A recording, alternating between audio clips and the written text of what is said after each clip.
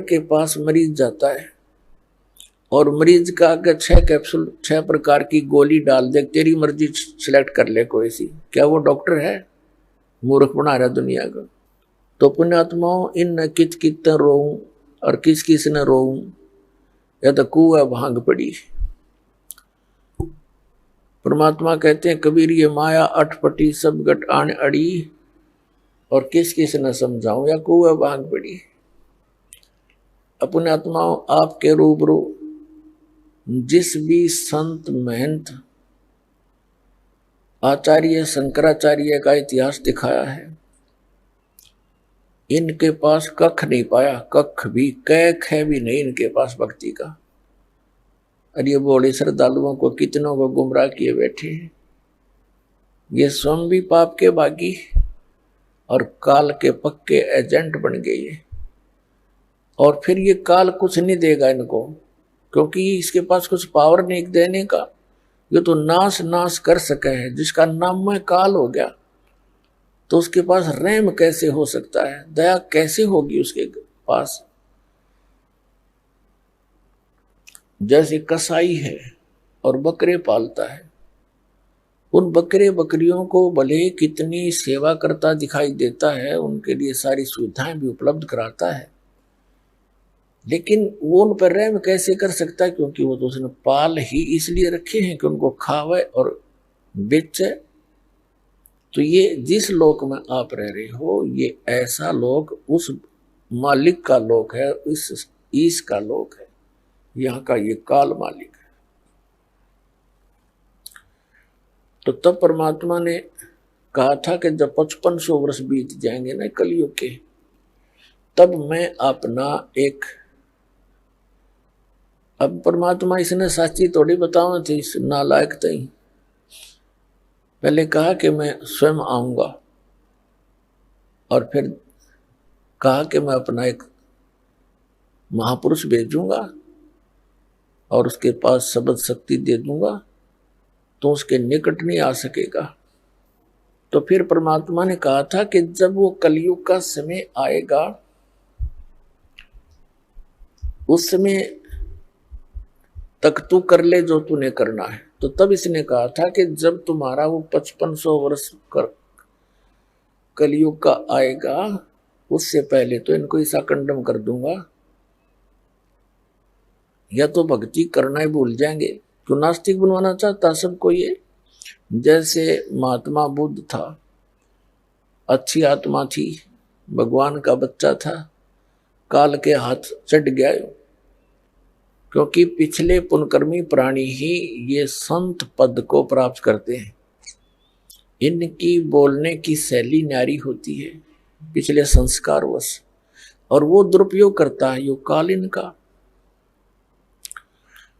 तो उनके बोलने की शैली अच्छी थी, कसक थी उनकी आवाज में, लाखों लोग अनुयायी हो गए। पूरा चीन महात्मा बुद्ध का अनुयायी बन गया, और महात्मा बुद्ध के द्वारा बताए गए भक्ति विधि से उनको कोई अध्यात्म लाभ नहीं हुआ। औपचारिक बातें तो आम आदमी भी जानता है, जब तक भगवान का साथ उसके नहीं होगा उसको, तो वो किसी चीज का भी पालन नहीं कर पाएगा, कुछ दिनों में सब भूल जाएगा। और परमात्मा साथ रहेगा तो उसको अभाव किसी वस्तु का होने ही नहीं देगा, जिससे वो गिरावट में आवेगा नहीं।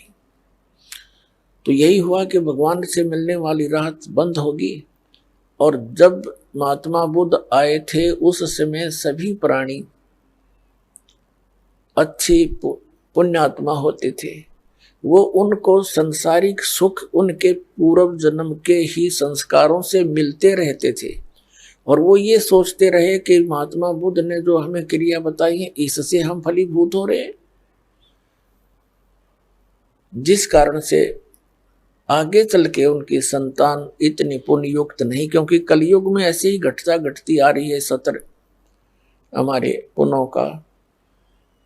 तो फिर उनको कुछ भी लाभ नहीं हुआ, तो उन्होंने त्याग दिया भक्ति को, और विधान बना दिया कि कोई भगवान नहीं है। ये सृष्टि अपने आप बनती और बिगड़ती रहती है, और काल यही चाहता है कि ये नास्तिक हो जाए बिल्कुल, भगवान की रुचि ना रहे, इस खासकर इस कलयुग में। पहले जिसने चिंता थी नहीं। तो पुण्यात्माओं, ये जितने भी राधा स्वामी पंथ, जय गुरुदेव पंथ, सतपाल और बालोकेश्वर का पंथ, और ये आसाराम, और ये जितने भी सुधांशु जी का पंथ, ये कृपालु कृपुल, और ये सारे काल के एजेंट हैं। इनके द्वारा बताए गए भक्ति मार्ग से किसी को भी लाभ नहीं हो सकता। और कुछ दिनों में ये पूरा मानव ये नास्तिक हो जाना था, ये सचकर मान लेना। अब जैसे राधा स्वामी पंथ के प्राणी जो 30-30 वर्ष, 20-20 वर्ष, 10-10 वर्ष वह साधना किया करते थे, और वह उनको सुख होते थे, और बताते थे, जो गुणगान करते थे, गुरुजी आज हमें ये लाभ हो गया, गुरुजी आज हमें ये लाभ हो गया, और ईब उनकी बिरानमटी होगी। इसी जैसे सुखिन राधा स्वामी धन धन सतगुरु सच्चा सौदा सिर साड़े आसाराम राणा नो है। ऐसा तो हम साला सर जाया करते, जब भी हुआ करता था। उस हनुमान की पूजा, पत्थर की मूर्ति पूजा करने जाते, तभी हमें महसूस होता था कि हमें ये सुख हो गया, हमें ये सुख हो गया। वो होता था हमारे पूर्व जन्म के पुण्यों से, और हम सोच रहे थे बाबा हनुमान जी ने दे दिया, बाबा हनुमान जी बता। अब वो तो आप भगत थे, एक भगत दूसरे भगत को क्या दे सकता है? और वो कभी नहीं कहा करते मेरी भक्ति करो, वो तो खुद भगवान की भक्ति करते थे, औरों को भी सलाह देते थे भक्ति करो भगवान की। तो इन अनाड़ी अज्ञानी काल के एजेंटों ने हमें ये सब उल्टे मार्ग, हमको उल्टे मार्ग पर लगा दिया। तो ऐसे ही ये प्राणी भ्रमित होकर, जैसा भी पुण्यात्मा को जैसा कोई गुरु मिलता है, उस गुरु जी के बताए अनुसार वो तन मन धन से समर्पित हो जाता है। इसी प्रकार एक धर्मदास नाम के एक बहुत पुण्यात्मा थे। मध्य प्रदेश के अंदर एक बांधवगढ़ नाम का एक शहर था, और वहां उस पुण्यात्मा का जन्म हुआ था। बहुत बड़े धनी व्यक्ति थे। धनी व्यक्ति, इतना धन था उनके कि श्री धर्मदास जी के पूर्वज इतने धनवान थे कि कभी कोई प्राकृतिक आपदा आ जाती थी, और वहां का नवाब भी धर्मदास जी के पूर्वजों से वित्तीय सहायता लिया करता था। इतने धनी व्यक्ति होते हुए और फिर भगवान की चाह, तो पुण्यात्मा वो कितनी पुण्यकर्मी प्राणी होगा, कोई एस्टिमेट नहीं लगाया जा सकता उसका। अब फिर उसको एक काल का दूत मिला हुआ था, श्री रूपदास जी, जो श्री राम, श्री कृष्ण, शंकर भगवान और विष्णु जी का मार्गदर्शन करता था, विष्णु जी का उपासक था, वैष्णव साधु था। अब उस भोली आत्मा को जैसा भी उस गुरुदेव ने पाठ पढ़ाया, अब शिष्य तो एक कोरा कागज होता है, और गुरु संत को वो गुरु मानकर उसके पास जाता है। जो भी ज्ञान वो को देता है उस कोरे कागज पर अंकित होता चला जाता है। इसी प्रकार धर्मदास जी अपने गुरु रूपदास जी के द्वारा बताए गए उस भक्ति मार्ग पर तन मन धन से समर्पित था। उनके गुरुदेव ने कौन सी पूजाएं बता रखी थी कि हरे राम हरे कृष्ण, राम राम कृष्ण कृष्ण हरे हरे, ओम भगवते वासुदेव नमः, ओम नमः शिवाय, ओम नमो भागवते वासुदेव। और साथ में अन्य क्रियाएं बता रखी थी, जैसे सालग्राम यानी विष्णु जी की मूर्ति की पूजा, गीता जी का नित्य पाठ, कुछ अंश का, और एकादशी का व्रत। श्राद्ध निकालना, पितृ पूजाएं, तीर्थों का भ्रमण, तीर्थों में स्नान करने से कल्याण होगा। जैसा भी शंकराचार्य ने, आदि शंकराचार्य ने ये उल्टा पाठ पढ़ाया था, वही हिंदू धर्म के अंदर ये सभी धर्मगुरु उसी ज्ञान को आगे फैलाया है। आदि शंकराचार्य एक बहुत पुण्यकर्मी प्राणी थे। उनके पिताजी शंकर भगवान के दृढ़ पुजारी थे और शंकर जी की कृपा से ही वो अपने पुत्र की उत्पत्ति मानते थे। 8 वर्ष की आयु में आदि शंकराचार्य जी परमात्मा के लिए संत की खोज में चल पड़े। एक संत किसी गुफा में रहता था, उसकी बहुत बोलबाला था, प्रशंसा होती थी, सबकी जुबान पर चढ़े हुए थे और वो महीने में, 2 महीने में, 15 दिन में गुफा से निकला करता था। उसकी महिमा और प्रशंसा सुनकर वो बालक शंकराचार्य वहां पहुंच गया। 15-20 दिन वहीं बैठा रहा, टस से मस नहीं हुआ। जब वो बाहर आया, उसे अपने कल्याण के लिए मार्ग जानना चाहा। उसने क्या पाठ पढ़ा दिया कि जीव ही ब्रह्म है, तू खुद ही भगवान है, तू भूल गया अपने आप को, अपने आप में लौट जा। ये शरीर तू नहीं है, ये मन तू नहीं है, हाड़-चाम का पुतला तू नहीं है, तू तो निर्लेप आत्मा है, बस तू खुद भगवान है। अब उस कोरे कागज पर जो लिख दिया उसने फाइनल मान लिया और इसी ज्ञान को आगे संसार में फैलाने लगा, बढ़ाने लगा। तो उस समय भी हमारे पूर्वज इतने बुद्धिमान थे, उन्होंने उनसे कहा कि स्वामी जी, आप कह रहे हो कि जीव ही भगवान है, जीव ही ब्रह्म है, फिर ठीक है, आप अपना काम करो, हम अपना कर रहे हैं, आप भी भगवान और हम भी भगवान, फिर और करना क्या रह गया? फिर क्या करें बताओ? आप कह रहे हो जीव भगवान है और ये ज्ञान देते फिर ठीक, हमने पता लग गया, तू भी भगवान हम भी भगवान, चल अपना काम कर। अब उसने सोचा भाई ये ऐसे तो ये पंथ बढ़ेगा नहीं, यह तो बहुत बात बिगड़ी, बात भी सच्ची है। जब भगवान ने है हम सारे, तो फिर क्रिया क्या रहेगी, फिर और साधना क्या करेंगे भी? तो उसने भी फिर शर्मिंदा होकर और कोई चारा ना देखकर, क्योंकि पिछले संस्कार उसमें भरे हुए थे श्री राम और श्री कृष्ण के, तो उसने कहना शुरू कर दिया कि श्री राम, श्री कृष्ण और शंकर भगवान और विष्णु जी की पूजा करा करो। और तीर्थों पर, मंदिरों में ये उसी के दोबारा उसी का पनपाया हुआ ये ज्ञान है। इस कारण से उसी परंपरा से आगे चलकर रूपदास नाम के एक संत थे। आदरणीय धर्मदास साहिब जी अपने पूज्य गुरुदेव रूपदास जी के द्वारा बताए गए मार्ग के अनुसार 68 तीर्थों पर घूम रहा था। जब वो वृंदावन के अंदर यानी मथुरा के अंदर पहुंचा, अब मथुरा की महिमा ये कैसे सुनाते हैं हमारे धर्मगुरु कि वहां भगवान श्री कृष्ण ने लीला की थी, क्रीड़ा की थी, भगवान कृष्ण वहां पर घूमा फिरा करते थे, उसके चरण टिके हुए हैं और उस तालाब में स्नान किया करते थे। गोवर्धन पर्वत को भगवान श्री कृष्ण ने उठा लिया था, वहां जाने से कल्याण हो जाएगा।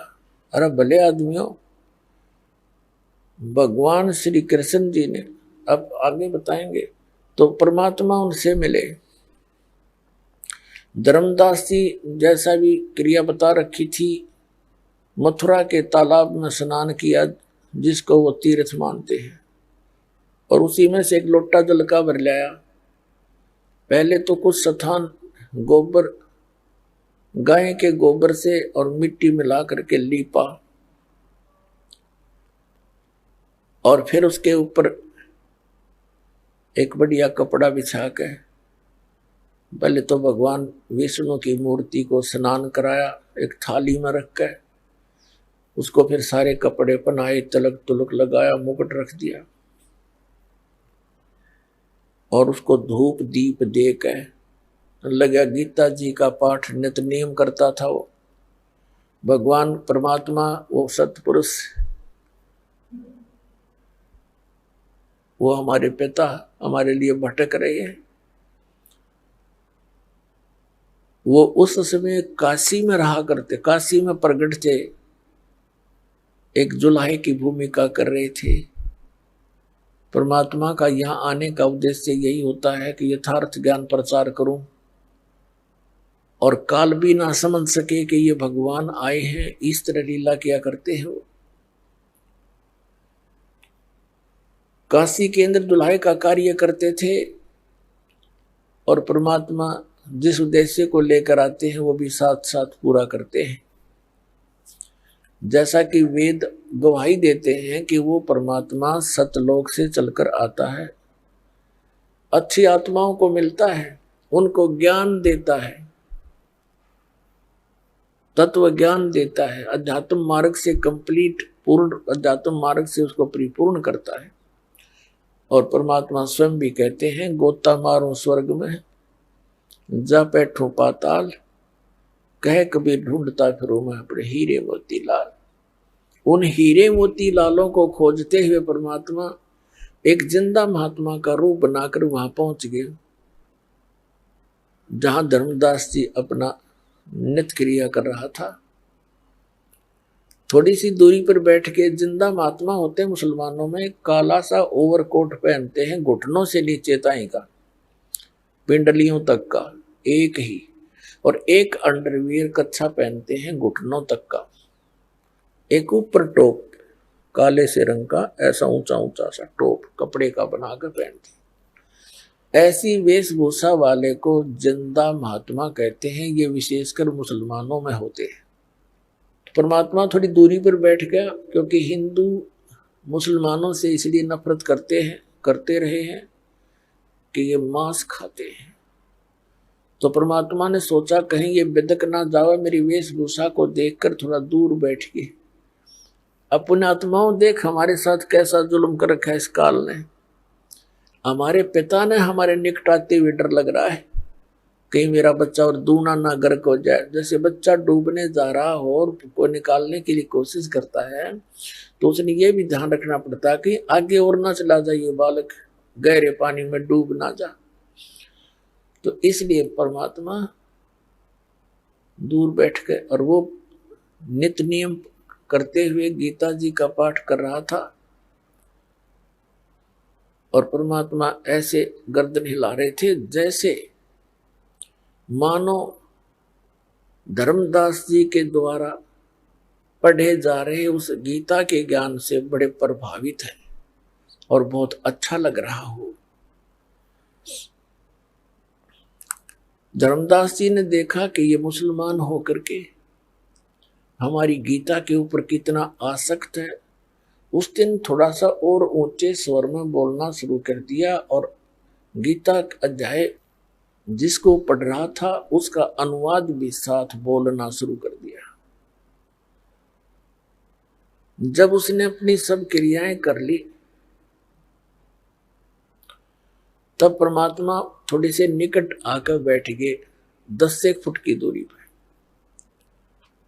और कहा, महाराज जी, हे महात्मा जी, मैं परमात्मा के लिए भटक रहा हूं और मुझे कोई मार्गदर्शन करने वाला नहीं मिल रहा है। परमात्मा की तरफ मुझे बहुत है, मेरा कोई मार्गदर्शन करो, मुझे यथार्थ ज्ञान बताएं। तब धर्मदास जी को और अच्छी खुशी हुई कि भी बड़ी अच्छी बात है, एक मुसलमान हमारे इस धर्म से प्रभावित हुआ, हमारे ज्ञान से। तो उसने कहा कि आजा, बैठ जा, बता देता हूं। देखो, ऐसे ऐसे लगा बताने कि 68 तीर्थ करने चाहिए, श्रीमद् भगवद गीता का नित्य पाठ करना चाहिए, और ऐसे ऐसे राम कृष्ण की भक्ति करने से मोक्ष होता है, शंकर भगवान की भक्ति करनी चाहिए। तब परमात्मा ने कहा कि मेरे कुछ प्रश्नों का उत्तर दीजिए महात्मा जी, ताकि मेरा शंका का समाधान हो सके। धर्मदास जी क्योंकि वैष्णव साधुओं जैसी वेशभूषा बना रखी थी उसने, 60-65 साल की, 60 से भी ज्यादा उम्र होगी थी उनकी, 70 के आसपास। और उसमें उसने अपने वेशभूषा एक वैष्णव साधुओं संतों जैसी बना रखी थी। गले में कंठी, एक तुलसी की माला, मणिया होता है मन का बस, और लंबा सा तिलक यहाँ से लेकर यहाँ तक पूरे नाक पर लगाते हैं। माला डाल रखी अन्य मालाएं। तो इस वेशभूषा वाले को वैष्णव संत कहते हैं। तब परमात्मा ने कहा कि महात्मा जी मेरी कुछ शंकाओं का समाधान कीजिए। मुझे ये बताइए कि ब्रह्मा विष्णु महेश जी के माता पिता कौन है। अब धर्मदास जी जो पाठ पढ़ रखा था वही लगा सुनाने। ये तो अजर व अमर है, इनका कोई माता पिता नहीं है, सर्वेश्वर है, श्री कृष्ण विष्णु ये एक ही है। तब परमात्मा ने कहा कि श्रीमद् भगवत गीता का ज्ञान बोला किसने महात्मा जी। धर्मदास जी ने कहा कि श्री कृष्ण भगवान ने बोला। श्री कृष्ण भगवान विष्णु जी के अवतार हैं। रजगुण ब्रह्मा जी है, सतगुण विष्णु, तमगुण शिव जी, ये तीनों ही भगवान अजर अमर हैं। यही स्थिति उत्पत्ति और संहार यही करते हैं। तब परमात्मा ने कहा कि अभी आप जो गीता पढ़ रहे थे, गीता जी अध्याय नंबर 4 के श्लोक नंबर आपने 5 में पढ़ा, 9 में पढ़ा। परमात्मा वैसे उस समय उनके साथ तो ये दास बता रहा आपको, ताकि आप बुद्धिमान हैं, आज एजुकेटेड हैं, ताकि इन श्लोक और मंत्रों को आप सुनकर देख सकते हैं, सच्चाई से परिचित हो सकते हैं। उस समय तो परमात्मा ने यही कहा था, आप जी ने अभी जो पढ़ा था सब्जेक्ट, जो अध्याय पढ़ा था, उसमें आप कह रहे थे कि गीता ज्ञानदाता कहता है अर्जुन तेरे और मेरे बहुत जन्म हो चुके हैं, तू नहीं जानता मैं जानता हूं। तो ये तो इसका, और फिर 18वें अध्याय के 62वें श्लोक में परमात्मा ने उनको हर तरह से कंडम करना चाहा, क्योंकि काल के प्रत्येक दाव को जब तक नहीं काटा जाएगा तब तक प्राणी परमात्मा को पहचान नहीं सकता। तो परमात्मा ने कहा कि मैंने एक स्थान, एक जगह में सुन रहा था गीता का पाठ, एक ब्राह्मण सुना रहा था। वो कह रहा था 18वें अध्याय के अंदर 62वें श्लोक में कि अर्जुन तू सर्वभाव से उस परमेश्वर की शरण में जा, उसकी कृपा से तू परम शांति को, सनातन परम धाम को प्राप्त होगा। श्रीमद् भगवत गीता अध्याय नंबर 15 के श्लोक नंबर 1 से लेकर 4 में कहा कि अर्जुन उल्टे लटके हुए संसार रूपी वृक्ष को जो संत तत्व से जानता है, उसके सभी विभागों को जानता है, वो तत्वदर्शी संत है। और तत्वदर्शी संत की प्राप्ति के उपरांत परमेश्वर के उस परम पद की खोज करनी चाहिए, जहां जाने के बाद साधक फिर लौटकर कभी संसार में नहीं आते। और गीता ज्ञानदाता स्वयं कह रहा है केवल उसी की भक्ति करो। वो भगवान बता मुझे कौन है महात्मा जी। और ये आपके रामकृष्ण तो नासवान बता रहे अपने आप, तो आप कह रहे हो श्री कृष्ण जी अर्थात विष्णु जी ने गीता बोली, तो ये तो आप कह रहे हैं मेरी तो जन्म मृत्यु होती है, आप इनको अजर उम्र बता रहे हो। अब धर्मदास जी सुन हो गया, क्योंकि पर सच्चाई के आगे झूठ नहीं चल सकती। वो ना बोल पा रहा है, ऐसा होगा जैसे स्तब्ध हो जाता आदमी। फिर परमात्मा ने कहा कि महात्मा जी आप गुस्सा ना मानना, देखो मैं जब तक अपनी शंका का समाधान नहीं करवा लूंगा तो मैं आपका अनुसरण कैसे कर पाऊंगा। धर्मदास जी ने फिर लंबा सांस लिया, और बोल क्या पूछेगा, पूछना पाछना तो कुछ रह नहीं रहा था, फिर शर्मिंदा होकर कह रहा था परमात्मा ने कहा कि जैसे आप श्री राम हरे कृष्ण ओम नमः शिवाय ओम भगवते वासुदेव ये जो मंत्र जाप करते हो, एकादशी का व्रत करते हो, या तीर्थों पर जाने के लिए आप स्वयं भी जाते हो, अब मुझे भी आप बता रहे हो ऐसा करो, तो क्या श्रीमद् भगवत गीता में लिखा है ऐसा? कि नहीं, इसमें तो कहीं नहीं लिखा। धर्मदास बोला। तो परमात्मा ने कहा कि एक किसान था और उसको वृद्ध अवस्था में 60-70 वर्ष की उम्र में पुत्र प्राप्त हुआ। उस किसान ने सोचा कि मेरा पुत्र जब तक युवा होगा, ऐसा ना हो मेरी मृत्यु हो जावे, तो उसने एक पेड़ पर बही में अपना कृषि के लिए जो अनुभव था, कौन सी फसल किस समय पर बीजनी चाहिए और किस समय उसमें फर्स्ट वाटरिंग यानी प्रथम सिंचाई करनी चाहिए, कौन से मौसम में वो बीजनी चाहिए, कैसा बीज होना चाहिए, किस समय उसका परिपक्व होने का ये कलर हो जाएगा तब उसको काटना चाहिए, वो पूरा डिटेल लिख दिया। और उसकी पिता की मृत्यु होगी, पुत्र युवा हुआ। अब वो पुत्र उस अपने पिता की उस बही को, पेड़ को, अनुभव को डेली पढ़ लेता है, 1 पृष्ठ या 2 पृष्ठ, और जैसा उसके पिताजी ने मार्गदर्शन कर रखा, इसकी बजाय वो और ही क्रियाएं, उसमें और ही फसल बो रहा है। जैसे बोने के लिए लिखा है गेहूं और बो रहा है भांग, तो वो कैसी समझदारी कर रखी है उसने। उस बच्चे का क्या कर्तव्य बनता है धर्मदास जी, मुझे बताइए आप। क्या उसका कर्तव्य नहीं बनता जो पिता ने उसमें लिख रखा बही में, पैड में, उसके अनुसार उसका पॉइंट टू पॉइंट फॉलो करे। धर्मदास जी कहते हैं हाँ बिल्कुल सही है ना, तो मूर्ख हो तो मूर्ख है, फिर क्या पाओगा उसने। तो परमात्मा ने कहा ऐसे ही मूर्ख तुम लगे मुझे। आपके परमात्मा ने लिखा है कि इसमें कोई मंत्र वो जाप करना है नहीं। 8वें अध्याय के 13वें श्लोक में लिखा कि ओम इति एकाक्षरम ब्रह्म विवरण माम अनुसमण ये परियाति तदंदेहम से आती परमागति। अब गीता ज्ञानदाता कहता मेरा केवल एक मंत्र, एक ओम मंत्र है, नथिंग एल्स, इसके अतिरिक्त और कोई मंत्र मेरा नहीं है। और गीता अध्याय नंबर 16 के श्लोक नंबर 23-24 में कहा है कि शास्त्र विधि को त्याग कर जो मनमानी पूजा करते, मनमाने जाप करते हैं, मनमाना आचरण करते हैं, उनको न तो कोई सुख हो, न उनकी गति हो, न ही सिद्धि प्राप्ति हो। इससे तेरे लिए अर्जुन कर्तव्य और अकर्तव्य की व्यवस्था में सदग्रंथ ही प्रमाण है।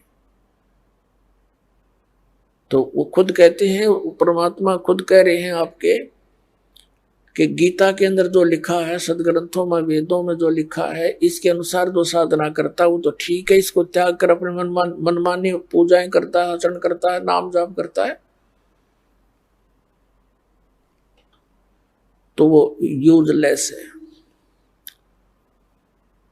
अब धर्मदास जी के तो पसीने आ गए, और ये पुराना रंग 20, 30, 50 वर्ष से फिर पूरे समाज के अंदर जहां भी जाते हैं एक ही जैसी लोकवेद कथाएं होती हैं, किसी को कोई ऑब्जेक्शन ही नहीं होता, सभी उसको सेट हो जाते हैं। जो भी जिस धर्म में, मजहब में जन्मा है उसका बहुत बड़ा समुदाय होता है, और पूरे क्षेत्र में वही पूजाएं, उसी तरह की विचारधारा बनी रहती है, फिर उसमें ऑब्जेक्शन नहीं होता किसी को।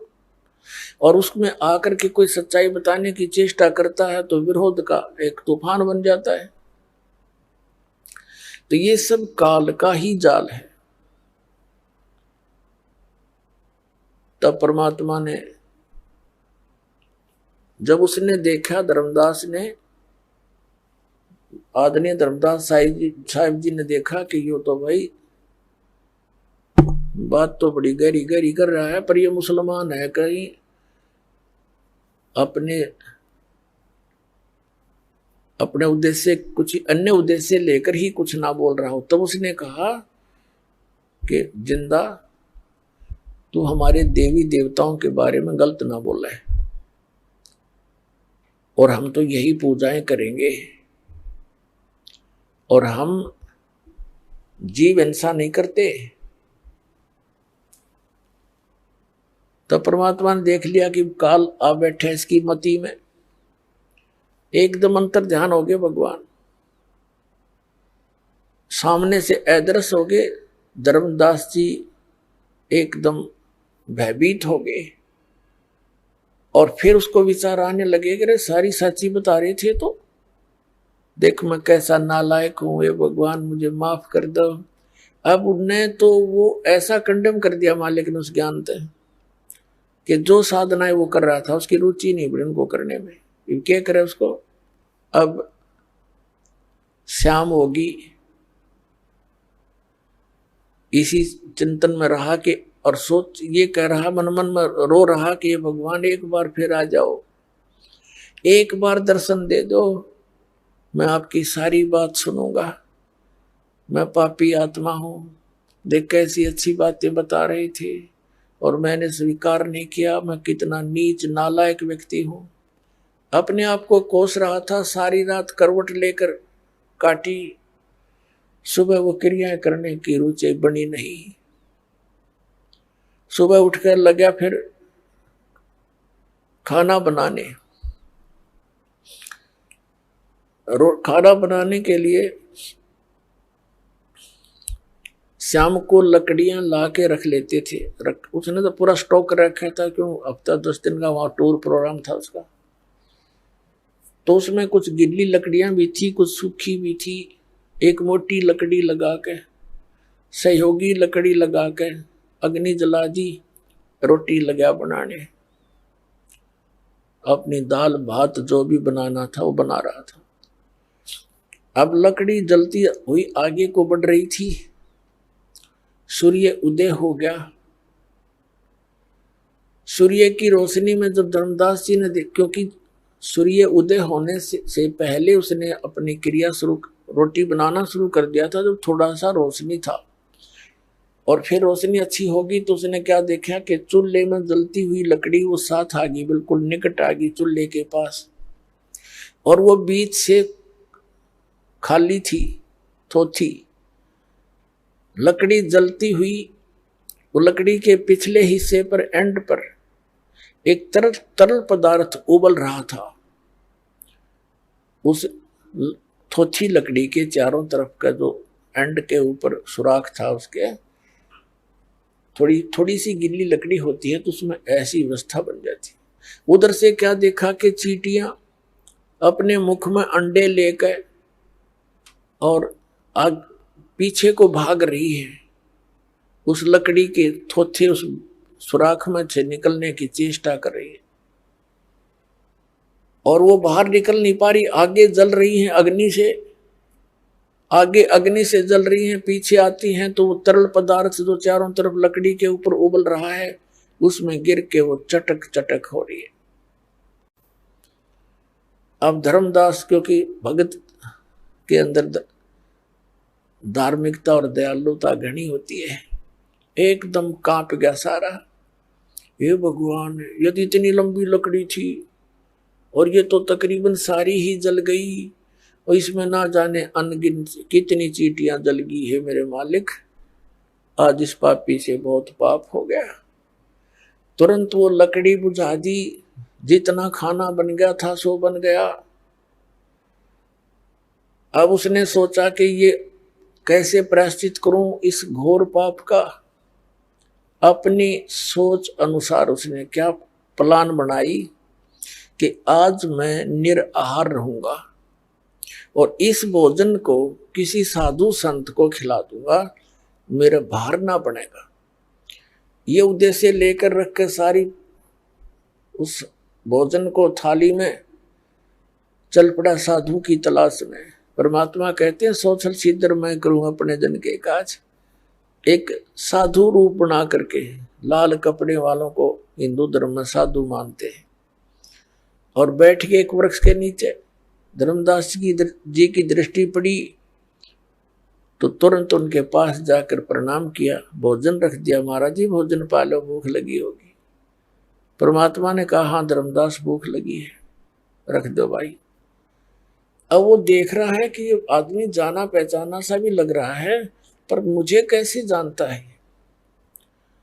फिर उसने सोचा धर्मदास जी ने कि मैं बहुत भंडारे करता रहता हूं, साधु संत आते रहते हैं, तो किसी भंडारे में आया होगा, देखा होगा, मैंने भी इसको देखा होगा। तो परमात्मा ने क्या किया, एक लोटा रखा था अपने जल का, उस जल में, लोटे में से थोड़ा जल लिया चुल्लू में और कोई मंत्र बुदबुदाया और जितना भी भोजन था उसके छींटे मार दिए जल के। क्या देखता है, देखते ही देखते सभी सारे भोजन की चींटी बन गई और प्रत्येक के मुख में अंडे सफेद सफेद।